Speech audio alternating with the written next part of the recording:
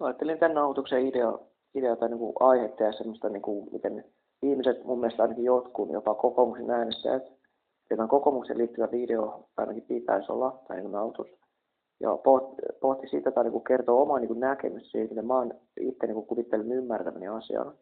Et kun on paljon semmoista, mitä ne on huomannut, semmoista kokoomuksen äänestäjän kannassa, että ne niin kuvittelee jotenkin, että kokoomus vastustaa toimeentulotukia, kaikkia tämmöisiä työmarkkinatukia, tämmöistä niin sosiaali- ja kelajärjestelmää.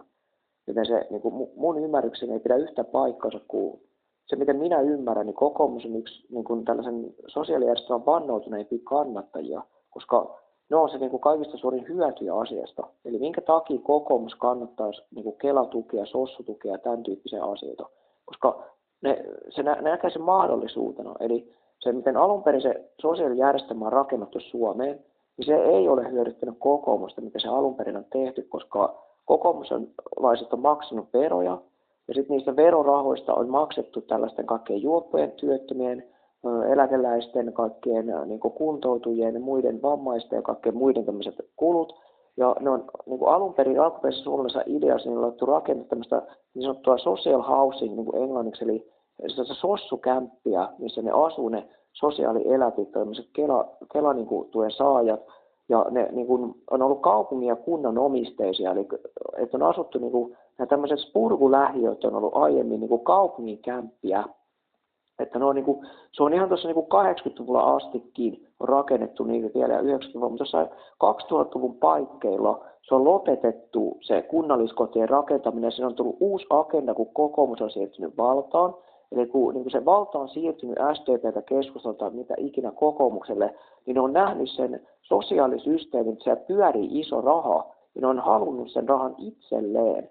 Eli ne ei halua, että se otetaan verorahoja, maksetaan toimeentulotukia ja tällaisia, ja sitten se palaa kunnalle se raha, ja että se pyörii sellaiseen niin kuin veropotti ikään kuin siellä niin kuin valtion omassa infrasta.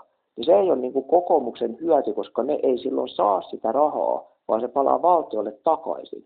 Niin se kokoomuksen näkökulmasta se rahan pitää tulla heille, eli että he on se sosiaalituen lopputuen saaja ikään kuin. Eli sosiaalituki, sosiaalijärjestelmä ja nämä tämmöiset, sehän markkinoidaan tietenkin työtä tekevälle kansalle sillä, että ne verot on korkeat sen takia, että niin kuin on olemassa työttömiä. Että ne työttömät on niin kuin ikään kuin mielikuvatasolla ainoa menoerä, mikä valtiolla on. Mutta kun sitä alkaa tutkimaan, niin se työttömät on joku 5%, jos sitäkään valtion budjetista hyvin pieni osa. Ja se infra, mikä niitä varten on rakennettu, tai ikään kuin mikä on olemassa, eli se sosiaali-infra, niin se on jotain varmaan 10%, tai en tiedä. Mutta se sisältyy kaiken maailman tuen saajat, niin kuin vammaistuet, kuntoutustuet, sairastuet, kaiken maailman ihmeelliset erinäiset työmarkkinasysteemituet, kaiken näköiset erilaiset kuntouttavat työtoiminnot, mitkä ikinä varmaan koulutuspalveluita ja päihderiippuvaisuustöitä ja kaikki mitä tämmöisen sisältyy siihen koko systeemiin, joka on vain jotain 10% siitä ja ne varsinaiset suorat tulonsiirrot, 5% valtion budjetista, 5-10% korkeintaan, niin sisältyy jokin asumistuet, työmarkkinat, toimeentulotuet, kaikki. Se on hyvin pieni osa lopulta Suomen valtion budjettia, kun esimerkiksi Yhdysvalloissa se on paljon suurempi osa kuin Suomessa se niin kuin sosiaali- ja terveysministeriön osa budjetista. Niillä se on jotain yli puolet niiden budjettia. Siis niillä ei periaatteessa ole kuin 3 menoerää siinä budjetissa. Puolustusministeriö, terveysministeriö ja toi sosiaaliministeriö. Se on aika lailla jokaiselle 1/3 siitä budjetista. Ja sitten siinä on vähän jotain muita hallintokuluja ja muita kuluja, mutta niillä ei ole käytännössä 3 ministeriötä jenkeillä siinä federal-jutussa. Kun niiden sisäministeriöt ja tämmöiset on semmoisia niin kuin state-kohtaisia. Ja sitten ne, niin kuin, niiden federal-systeemiin, esimerkiksi niillä ei ole ollenkaan mitään tyyli ympäristöministeriöitä kai, eikä opetusministeriöhän ne kai just lakkautti kokonaan. Niillä ei opetusministeriö ole olemassa kai. Se on erilainen systeemi, mutta ne käyttää paljon enemmän rahaa kuin Sossu kuin Suomi, koska ne ostaa ne kaikki palvelut yksityisiltä. Eli ne on toteuttanut sen Sossu-homman samalla tavalla kuin kokoomus haluaa Suomessa sen toteuttaa. Eli ne haluaa kaikki ne palvelut, mitä kansalle niin kuin järjestetään, niin että ne maksetaan yksityisfirmoille ja yksityisomistajille. Eli ne on onnistunut yksityistämään täällä sen lähiöinfran, missä ne kelatyypit asuu. Eli ennen vanhaan Kelatyypit on muuttanut asumaan niin valtion kunnan kämppiin ja opiskelijat on muuttanut asumaan opiskelijakyläsäätiöihin, jotka omistaa kunta ja valtio. Eli se niin kuin vuokra maksetaan kunnalle ja valtiolle ja maksajan kunta. Se on ollut se alkuperäinen idea, jotta se olisi mahdollisimman halpa veronmaksajille ja voidaan pitää veronkertymä pienenä. Mutta kokoomuksella on eri idea. Kokoomuksen idea on se, että tehdään verokertymä mahdollisimman suureksi, ja ilmeisesti muillakin on se idea, koska kukaan ei muuta tätä järjestelmää, eli kaikki tavallaan allekirjoittaa sen systeemisellä hallinnassa, ei pelkkä kokoomus, mutta se on kokoomus vahviten haluaa varmuudella sosiaalitukea, eli kokoomus varmaan tykkää sosiaalituista ja toimeentulotuista enemmän kuin SDP tai Vassari, koska ne rahat ei päädy niille, ne rahat päätyy kokkareille, eli se niin kuin homma toimii sillä lailla, että sä oot Kelassa asiakkaana, sä nautit toimeentulotukea, sitten sä haet asumistukea siellä ja asumisosarahan. Sä saat sieltä, sanotaan pyöreästi 1000 euroa rahaa. Sun asumismenot on 550 vaikkapa. Eli siitä 1000 eurosta menee heti yli 50-60% siitä tuensaajan tuesta menee suoraan asumiskuluihin. Ja sen asunnon omistaa kokoomuksen äänestäjä. Eli sen omistaa asuntosijoittaja, sen omistaa vuokrafirma tai joku muu tämmöinen yksityinen taho, joka on investoinut siihen lähiöinfraan. Sen voi jopa omistaa ulkomaalainen omistaja. Eli vaikka ruotsalainen, joku todella rikas ihminen on investoinut suomalaiseen lähiöön ja omistaa vaikka 10 000 asuntoa Suomesta. Ja sen jälkeen niissä 10 000 asunnossa asuu noin 809 000 Kela-asiakasta. Ja ne Kela-asiakkaan Kela-tuet, se asumisosa siitä menee suoraan sille tyypille, joka omistaa sen asuntoinfran. Eli sanotaan, että sulla on 10 000 ihmistä, Kela-asukkia asuu sun kämpissä, jos sä omistat 10 000 kämppää. Sulla on 10 000 kertaa 500 euroa kuukaudessa. Eli jos se laskee äkkiä, se on 500 tonnia joka kuukausi, minkä sä saat. Ja sitten sä saat vuodessa 6 miljoonaa siitä vuokratuloja, jonka lisäksi sä omistat sen infran, se ei katoa mihinkään. Se infran hinta nousee ja sitten sulla on tietynlaisia huoltohallinnointikuluja. Että sulla menee siitä sanotaan 200 per kämppä, eli sä teet 300 per kämppä voittoa, joka niin kuin kuukausi siitä vuokra tulee, jonka maksaa Kela.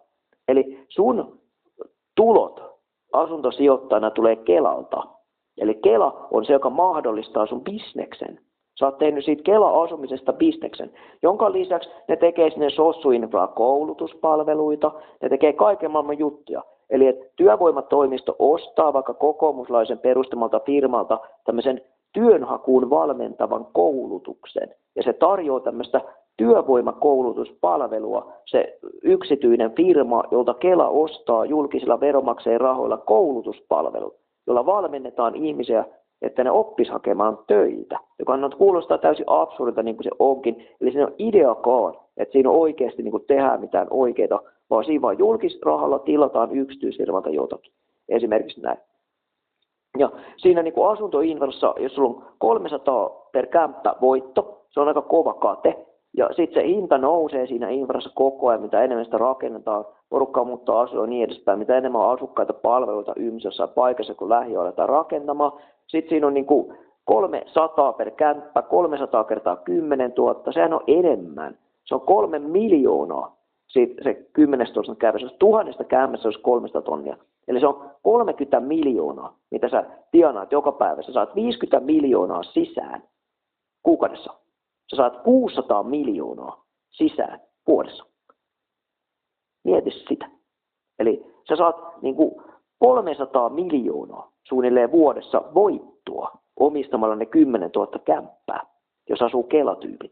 Ja se 300 miljoonaa tulee Suomen veronmaksajilta ja sen maksaa Kela asumismenoina sille asunnon omistajalle. Ja asunnon omistaa vaikka tyyppi yksi ihminen, joka asuu Ruotsissa. Esimerkiksi näin. Tai asunnon omistaa yksi ihminen, joka on perustanut Suomeen asuntosäätiö yksityisfirman, joka omistaa 10 000 vuokrakämppää, jotka on sille rakentanut vaikka joku suomalainen rakennusfirma. Se tilaa niitä könttänä, niitä sieltä rakennusfirmalta. Rakennusfirma palkkaa halpatyövoimaa sinne rakentamaan jotain ulkomaalaisia tyyppejä. Ja sitten siellä niin viilataan kaikkea sellaista, kaikki kulmat viilataan, tuotto mahdollisimman suureksi ja kaikki ja vähän jotain vilukia sinne joukkoon, veronkiertoon joukkoon, tai mitä ikinä rakennusala kepulikonsteja sinne, saadaan ne kämpät ihan järkyttävän halvalla, pari vakuutuspetosta siinä rakennusvaiheessa, vaikkei muuta tämmöistä näin. Ja sitten siinä on saatu halvalla se rakennusinfra pystyy, ja sitten siihen niin kuin huolto, isännöinti, kaikki tämmöiset, vedetään kaiken maailman tällaiset kulut, mitä siinä on, tällaiset jätehuoltokulut ja kaikki systeemit, mitä ikinä liittyykään se asumisinfra. Sitten sä maksat ne siitä, ja sä saat ne Kelalta ne tuet. Jos ei sitä Kela-järjestelmää olisi olemassa, niin Kela-asukkaita ei saisi sinne, sulta loppuisi asiakkaan. Sä et pystyisi pyörittämään sitä lähiö-Kela-infra-bisnestä, missä sä omistat sen. Onko se tosiaan noin paljon? 1000 asuntoa kertaa 500 tonnia. 10 000 asuntoa kertaa, ei niin, mä laskin koko ajan väärin, se 5 miljoonaa, eli se on 50 miljoonaa sulle. Se on 100 000 kämppää, mikä sulla pitäisi oikein kenelläkään ottaa niin paljon. Se Ruotti se jollain voi ollakin, tai jossain muualla. Jossain Saksassa joku voi omistaa 100 000 kämppää, en tiedä, mutta Suomessa ne suuromistajat näissä lähiösysteemeissä, niin taitaa olla niin kuin joku suurin omistaja, joku firma omistaa just aika pitkälti joku 10 000 niitä. Ja se sattuu just kytkeytymään Ruottiin, se omistus siinä. Et se on ruottalaisten ja suomalaisten joku yhteisbisnes. Et siinä on ruottalaisinvestoija, joka on investoinut siihen alun perin rahaa. Sitten se suomalainen superporvari kokkariäänestäjä on lähtenyt kimppaa sen ruotsalaisen superporvarin kanssa. Ja ne omistaa nykyään täällä niin kuin suurimman osa jostain uusista lähiöistä. Ne on vaan lähtenyt laajentamaan ja rakentaa niitä non-stoppina. Niin kuin, että heti kun yksi on valmis, ne alkaa rakentaa seuraavaa sinne. Et niillä on aina rakenteilla niitä uusia kerrostaloja, ja sitten ne omistaa sen, ja sitten ne myy osan niistä kämpistä, ja ne rakentaa sitä lainarahalla, ottaa pankista lainaa ymmärtääkseni, ja sitten se lainottaa sitä se ruotsalainen sikarikas tyyppi. Se on joku miljardööri, semmoinen. Sillä voi olla 10 miljardia niin kuin omaisuutta sillä yhdellä ruotsalaisella. Se käyttää sitä sen miljardin omaisuutta siihen, että se ostelee Suomesta lähiöitä käytännössä. Ja sitten suomalaiset maksaa sille Suomen Kela, kansaneläkelaitos, maksaa ne asemusmenot, kun tyypit asuu sen ruotsalaisen tyypin kämpässä. Kun sekin on hoksannut sen, että Suomessa on tällainen Kela-asuntobisnes, kun Suomi on avannut sen yksityisomistajille sen Kela-bisneksen, että ne suostuu maksamaan yksityisomistajien asunnon. Sitten siellä on paljon semmoisia ihmisiä, jotka omistaa 1, 2 tai 10 kämppää, yksityisihmisiä. Semmoisiakin on, jotka ostaa könttänä vaikka 6, 7, 8 asuntoa. Ja se on sellainen prosentuaalinen, että kun sä ostat jostain kerrostalosta vaikka yli 10%, sanotaan, että kerrostalossa on 54 kämppää. Jos sä ostat niistä kämpistä 6 niin kuin könttänä ennen kuin sitä alettu edes rakentamaan, eli investoi siihen rakennuttajafirmaan, joka sen rakentaa, ja tarjoat sille könttäsummaa 6 asunnosta ennen kuin ne on alkanut rakentamaan. Ne saa rahaa sisään, jolle ne voi alkaa rakentaa sitä, kun ne myy sulle 6 kämppää etukäteen. Sitten ne antaa ne 6 kämppää sulle sen jälkeen, kun ne on rakentanut, saat ne könttänä.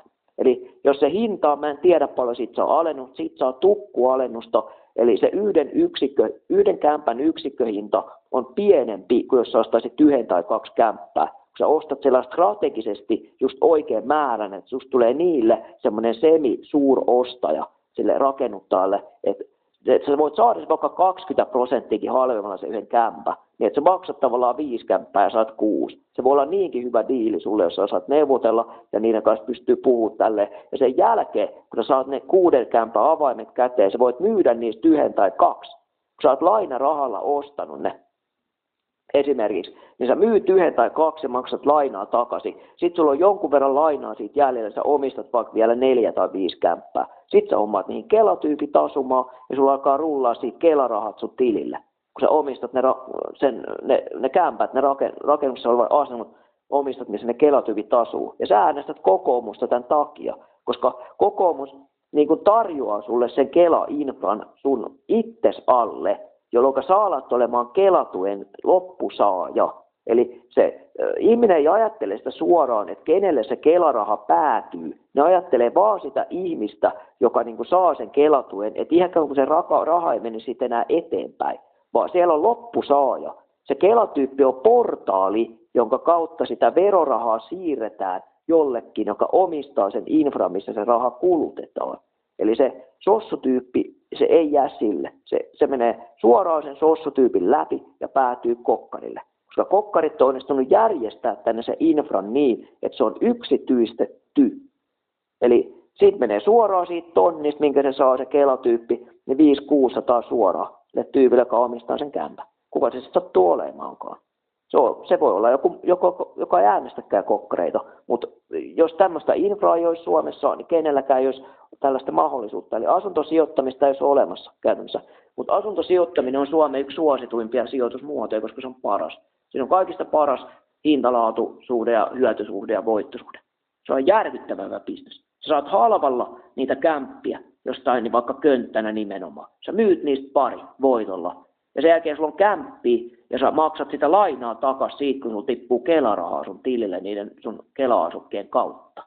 Ja sen jälkeen sä oot jossain vaiheessa maksanut sen lainan pois, sä omistat ne kämpät. Sulla on 4-5 asuntoa, mitkä sä omistat ilman lainaa. Ja sulla edelleen tippuu sieltä sitä Kela-rahaa sun tilille. Sitten kun sun Kela-tyyppi muuttaa pois siitä, sä otat siihen uuden Kela-tyypin. Jos siihen muuttaa joku duunari, niin sitten siihen muuttaa duunari. Mutta kun tällaiset työuraa suorittavat ihmiset harvemmin haluaa asua vuokrakodeissa, koska se on paska diili. Se on aina parempi diili jopa ottaa asuntolainaa ja ostaa se, jos olet niin työmaailmassa aktiivisesti mukana. Pelkästään semmoiset ihmiset ei uskalla ostaa yleensä vaikka omaa asuntoa, jotka haluaa sitoutua johonkin paikkakuntaan välttämättä, tai sitten ne on epävarmoja niiden elämäntilanteesta, tai sitten ne on jossain pätkätöissä, että niillä on sellaista suoraa työuraa, että ne uskaltaa ottaa sen pankkilaina. Tai sitten niille, niin kuin mikä tahansa syy on, miksi joku ei osta kämppää, niin silloin ne joutuu asumaan vuokralla. Ja sitten yksi semmoinen niin kuin asia, mitä kun uudiskohteita tehty tässä joku 20 vuotta jo, niin ne päätyy kaikki yksityisomistukseen taallisesti. Tällä hetkellä rakennetaankaan johonkin niin kuin kunnallisen kaupungin koteakin, mutta se kysyntä ei ole missään vaiheessa vastattu. Eli se joskus sanotaan 80-90-luvulla, jollekin Helsingin kaupungin asuntoihinkin oli yli 5-60 000 ihmisen jono. Eli siellä oli 60 000 hakemusta esimerkiksi jonossa. Ja niitä kämppiä oli antaa 0. Eli siellä olisi pystynyt rakentamaan vaikka 100 000 kämppää sinne pääkaupunkiseudulle kaupungin asuntoja. Ja ne olisi kaikki mennyt heti, koska kaikki halusi yhdessä vaiheessa varmaan edelleenkin kaupungin asunnon. Miksi? Koska siellä on sua ei kuuseteta, ensinnäkin kukaan ei kuuseta sua, kaikki toimii hyvin, kaikki on kunnossa, kun se huolletaan hyvin, toisin kuin yksityinen. Yksityistä ei huoleta hyvin, se huolletaan tahalteen pieleen, koska se on yksi business, mikä on siellä liitännäispalveluna uusioinfrassa nykypäivänä on remonttiukot, huoltoukot, jotka pyörii siellä nikkaroimassa. Eli niille järjestetään siellä uusioinfrassa, ne on semmoisia, kun sinulla menee sellainen iso kala jossain meressä, ja siinä on semmoisia pikkukaloja, jotka imee sitä, puhdistaa sitä isoa kalaa, kun ne imee siitä jotain planktonia. Ne on semmosia siellä ne remonttiukot siellä uusioinfrassa. Ne ei lähde kulmallakaan veke. Ne pyörii siellä loputtomiin nikkaroimassa, säätämässä. Niissä asunnoissa rampataan koko ajan niissä niin kuin uusiokohteissa, kun sinne järjestetään niille takuutyöt, sinne järjestetään niille jotkut ihmeelliset valetyöt, petostyöt, kaiken maailman duunit pitää järkkää sinne, kun on tämmöisillä nikkareilla, jotka on tällaisia erityisasentajia, joilla on omat Oyt. Eli niillä on sellaiset mini-Oyt, jossa on 0 työntekijää ja se omistaja on ainoa työntekijä siinä firmassa. Ne omistaa yhden pakettiauto, asuu jossain rivarissa jossain ja sitten ne käy 2 kertaa kuukaudessa pyörähtää jossain takuukorjauskohteessa. Se on semmoisia tyyppejä pyörii siellä ja niille järkätään semmoisia 1-2 minuutin työsuoritteita, mitkä maksaa 400-500 € laaki. Ja se niinku niille järkätään tuommoista tavallaan niin kuin keikkaduunia, missä ei pidä tehdä mitään ja sulle ei tarvitse mitään osaamista. Eli sä tuut sipareen maalilla pensseli tuohon, rapsuttaa maaliin tuosta pikkuinen, siinä oli päivätyö. Ja tai sitten sä tuut vetää pikkuinen sauman tuohon, siinä oli toinen päivätyö. Ja sitten toinen tyyppi tulee, jos vähän vetää niin kuin jonkun noista. Joku, joka tekee joku oikea emäduuni, niin se tulee kiilaa oven 80 minuutissa. Ja siitäkin se on varmaan 1 000, en tiedä. Mutta siis se on ton tyyppinen meininki. Siellä niin kuin tällaisessa yksityisessä infrassa se ei ole pelkästään se Kela, joka siinä pumppaa siitä jotain massia itselleen, vaan se on se huoltoinfrakin sellainen erilainen. Eli se huoltoinfrakin on täynnä sitä kokkariporukkaa, joille kelpaa se raha, jotka käyttää sitä niin kuin lähiöinfraa semmoisena narratiivina pumpata jostain rahaa itselleen johonkin Oyn sisään. Eli se niin kuin on monelle niin kuin taas on paljon semmoisia tahoja, jotka liitsaa sitä niin kuin omaisuutta sen lähiöinfran kautta, mikä kaikki puuttuu siitä niin kuin julkisesta kaupungin-infrasta. Ei siellä ole mitään tollaista. Siellä on joku helkkari talkkari, mikä on kuukausipalkalla duunissa. Eli sen talkkarin näkökulmasta ja kaupungin, niin kun kaikki toimii, mikä ei ole rikki, niin se on sen mielestä täydellistä. Eli sen pitää joka tapauksessa korjaa, jos se hajalla, niin se toivoo, ettei mikään hajalla.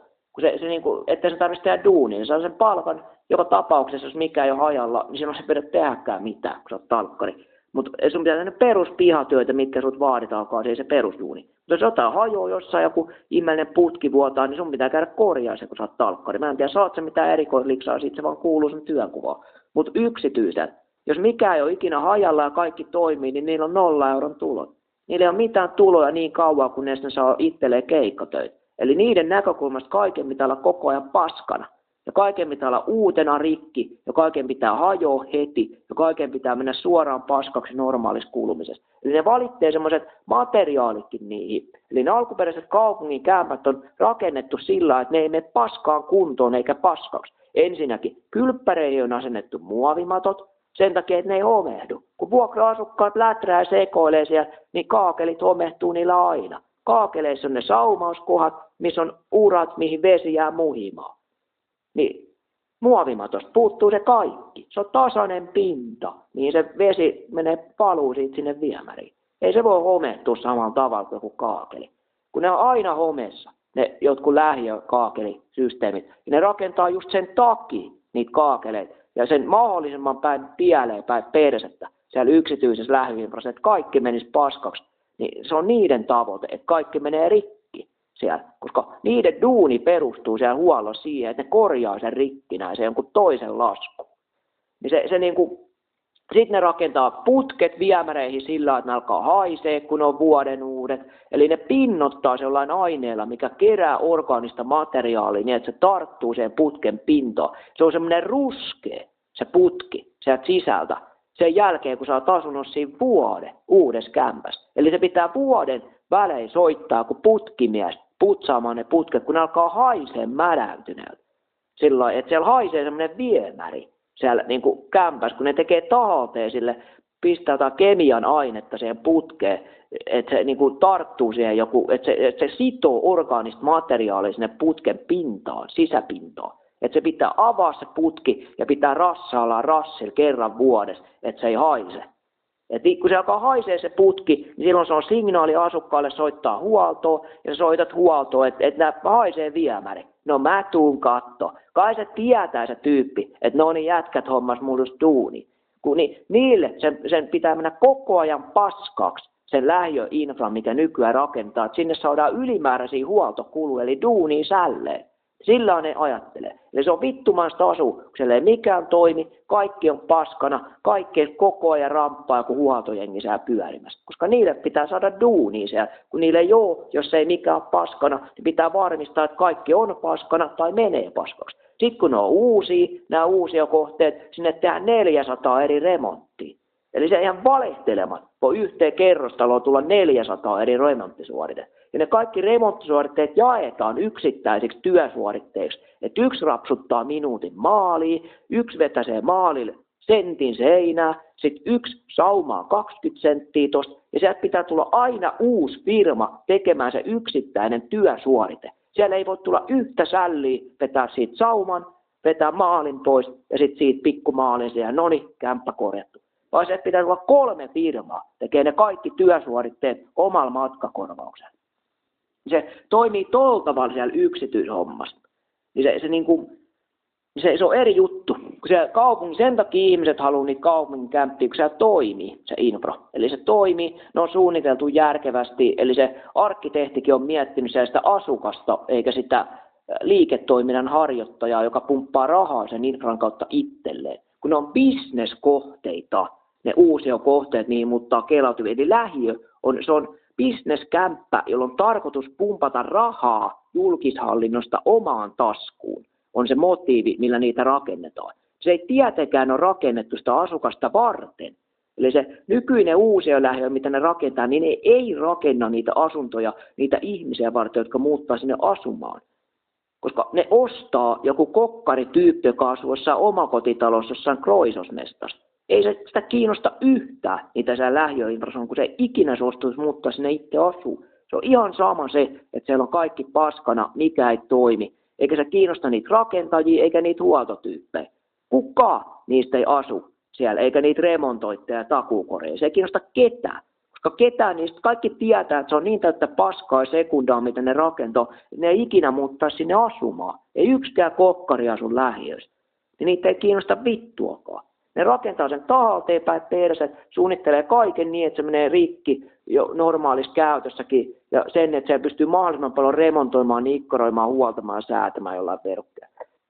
Silleen ne suunnittelee sen.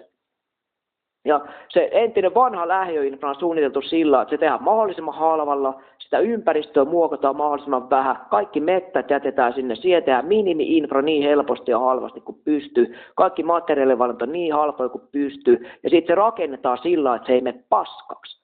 Eli se rakennetaan sillä, että vaikka siinä asuu jotain röntsäporukkaa, niin ne ei kykene homehduttaa sitä, kun ne ei tehdä mitään idioottimaisia ratkaisuja. Kun nykypäivä niistä tehdään sellaisia ansoja.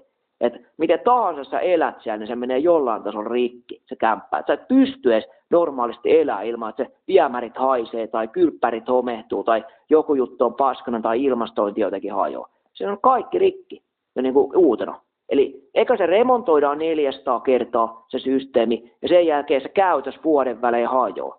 Se on niin kuin se nykyinen kämppä, sekunno. Ja sitten kaikki niin kuin rakenteet vuotea, putket räjähtää. Se on se idea siitä, että kaikki menee paskaksi koko ajan. Se on vittumaista tosu asukkaan, kun kaikki on aina rikki. Se uusia kohteessa. Kaupungilla kun asut, niin mikään ei ole rikki. Siinä on se ero. Ja siinä on myös se ero, että kaupungilta saatte kämppää. Sä teet sinne hakemuksen, niin ei ikinä edes vastannut, kun se on 0 kämppää, vaan kun kaikki haluaa sinne. Silti noita on aina vapaana noita kaikki ihmisiä yksityisiä.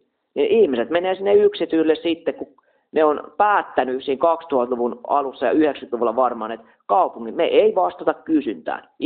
Meillä on kansalaisilla järkyttävä suuri kysyntä ja tahtotila saada kaupungin halpoja vuokrakoteja, niin me emme rakenna niitä heille. Me emme vastaa kysyntään, me emme vastaa kansan tahtoon, vaan meillä on oma tahtotila rakentaa niille yksityinen lähiöinfra.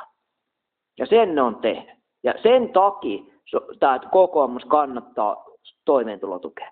Koska jos ei ole toimeentulotukea, niin kuka maksaa niiden asumiskulut, jotka asuu niiden omistamissa kämpissä? Ja sitten kun asumiskulut on maksettu ja sitten on 60% siitä niiden Kelatuesta kadonnut sen kokoomuslaisen tilille, joka omistaa sen asunnon, ja sen jälkeen ne kävelee S-markettiin ja ostaa kaljaa sen rahan.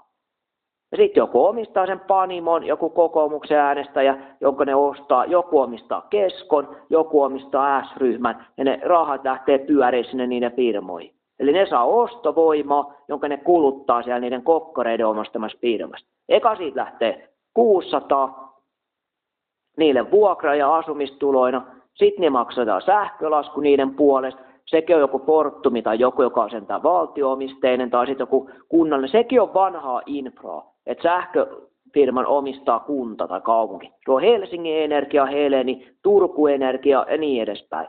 Eli jos Helsinki omistaa Helsingin Energiaa ja sitten Helsinki maksaa Helsingin kaupunki jollekin Kela-tyypille sähkölaskun, niin se menee suoraan niin omistamalla firmaan. Se kaupunki maksaa kaupungin omistamalla firmaa. Se SOSSU-systeemi, se alkuperäinen, miten ne on suunniteltu tällä tavalla. Että kun sä maksat näille Kela-eläteille kaiken, niin sä omistat sen kaiken, mihin sä maksat sen. Ja silloin sulla tavallaan kuluja 0 euroa. Se ei maksa mitään. Sä maksat rahaa 500, sit sä omistat sen kämpän, mihin se 500 maksetaan vuokraa, sä saat takaisin sen 500. Sitten sä maksat 20 sen sähkökului, sä omistat sen firma, jos se ostaa sen sähkön, se tulee takaisin sulle se 20. Sitten sä maksat vesimaksun sille, sä omistat sen kaupungin vesiyhtiö ja se tulee takaisin kaupungin. Näin. Mutta se niinku kokkarit haistoi siinä bisneksen. Ja ne miettii, että hei, minkä takia se Kelarahan pitäisi mennä kaupungille, kun minä voin omistaa sen asunnon, mistä tuo tyyppi asuu. Ja silloin Kela maksaa sen rahan ton asumistuen tolle tyypille, ja se raha tulee muuten sitten hetkinen mulle. Niin ne miettii siellä näin, ja ne on onnistunut toteuttaa se. Ja se aloitettiin tuossa joku 30 vuotta sitten punkeen noita uusia lähiöitä näille yksityisille. Ja nyt se on oikeastaan ainoa vaihtoehto melkein, missä Kela-tyypit asuu. Siellä on 2 hierarkiaa melkein, että siinä on sun niin luottotiedolliset Kela-tyypit asuu niissä vuokrafirmoissa, Sitten ne yksityiset asuntoomistajat vuokraa välin luottotiedottomillekin. Ja sitten niille kaikista pahimmille retkuille, mitä edes nämä kokkarit ei halua, niin ne asuu siellä kaupungin. Eli se kaupungin kämmät on varattu näillä tällaisille rikoskierteessä pyöriville niin päihderiippuvaisille ketkuille. Eli luottotiedottomat asuu siellä kaupungin lähinnä. Mutta se on niin tahtotiloissa saada niitä kaupungin kämppiä myös muilla. Mutta se on varattu, kun se on niin iso kysyntä, että niillä käyttää harkintaa siellä kaupungin niin kuin vuokrafirmassa ja antaa niitä niille, joilla on niin sanotusti kaikista suurin asunnon tarve. Eli jos sä oot koditon vaikkapa, niin sä menet siinä hierarkiassa edelle, että sulle kodittomalle ne antaa ensin tyylikämpä. Ja ne retkuthan aina menettää jossain vaiheessa kämpän ja sitten ne pyörii linnassa ja sitten ne tulee sieltä takaisin ja niillä on asuntoja ja näin edespäin. Niin ne saa niitä kaupungin kämppiä. Sitten on tietenkin semmoisia alueita myös joissain kaupungeissa, missä ne kaupungin kämpät ei ole kovin suosittuja. Eli jotain tiettyjä lähiöitä olemassa, mitä ihmiset välttää vaikkapa, niin niistä on helpompi saada se kaupungin kämppä kenen tahansa. Koska ne on vaikka enemmän syrjässä, niillä on huono maine, tai ne on muuten vaan semmoisia, mihin ihmiset ei halua. Eli niillä on huono maine. Eli ihmiset hakee ensin mihin tahansa muualle kuin jonnekin, ja sitten ihan viimeiseksi johonkin, mistä niin niitä on vapaana. Sitten jossain tietyssä paikassa niitä voi olla niin tyyliin melkein aina vapaana, ja se on helppo saada kaupungin kämppä.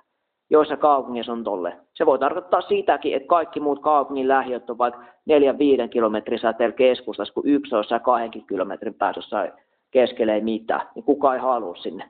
Se niin kuin, bussit kulkee harvoin, se on niin kaukana, se on muutenkin, se ei ole mitään palveluita näistä. Eikä ole sitä legendaarista Kelaa, että voi käydä niin kuin, paikkakunnan omassa toimissa. Kun se yleinen niin kuin Kela-infra, kun on rakennettu, se on se lähiöhomma, niin se ennen vanhaan se on tehty niin, että keskelle ei mitään, vedetään vaan autotie, sitten SimCity-tyyliin vaan keskelle mettää kaikki puljut pystyy, Kela siihen, baari, kauppa. Ja sitten se tulee joku kampaamo ja pizzeria, se on siinä. Ja sitten niinku ihan tuurilla joku pankki. Siinä on oltava Kelan toimisto, baari ja sitten se kauppa. Niin se on käytännössä complete. Se niinku, ei ne tarvii mitään muuta kuin se kaupan, baari ja Kela. Siihen, se pyörii hyvin se setti ja sitten pizzeria haistaa siinä bisnekseen, että lähiössä ostaa pizzaa. Niin se on tuommoinen setti tyyli, ja sitten se niinku, siellä ei vedetä, kun nykypäivänä näissä lähiöinfroissa, kun ne rakentaa nykyistä yksityisen, niin siellä on toisenlaisiakin hullutuksia.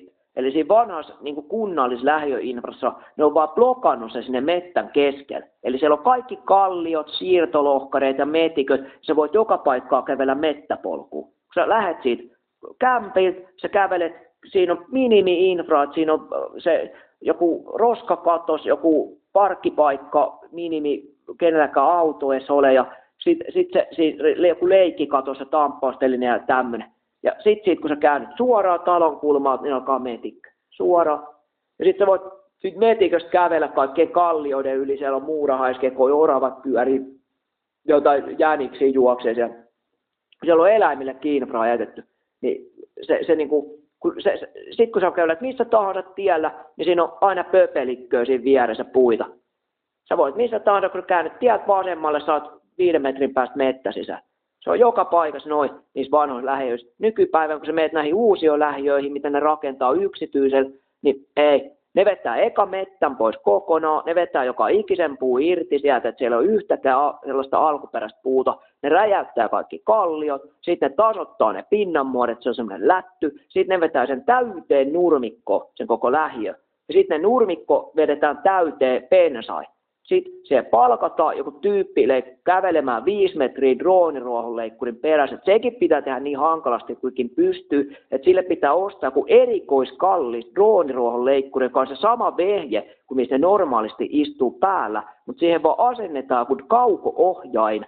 Ja se tyyppi kävelee 2 metriä tai 0,5 metriä sen vehkeen perässä, törmäilemässä puihin, ihmisiin, lapsiin ja kaikki sekoilemassa sen ruohonleikkurin kanssa. Niin itse asiassa 2 tai 3 kertaa enemmän aikaa, että saadaan mahdollisimman epätehokkaasti tehtyä se huolto, että siinä menee mahdollisimman paljon aikaa, mahdollisimman paljon rahaa ja sitten niin se pitää maksaa mahdollisimman paljon se työväline ja bensaa pitää kulua mahdollisimman paljon. Eli siinä ajetaan pakettiautolla, pakettiautosta otetaan ruohonleikkuriauto, jota ohjataan droonit joystickilla, ja sitten sä kävelet sen droonit joystickin perässä, ja vetelet jotain nurmikkoa siihen. Koska ne maksimoi nurmikkopinta-ala. Ne asentaa jopa liittymiä semmoisiin nurmikkokenttiin, mitä tyypit tulee autonkaan ajaa siitä. Se on kesken liittymää se nurmikko. Siellä ei varmuudella kävele yksikään ihminen ikinä.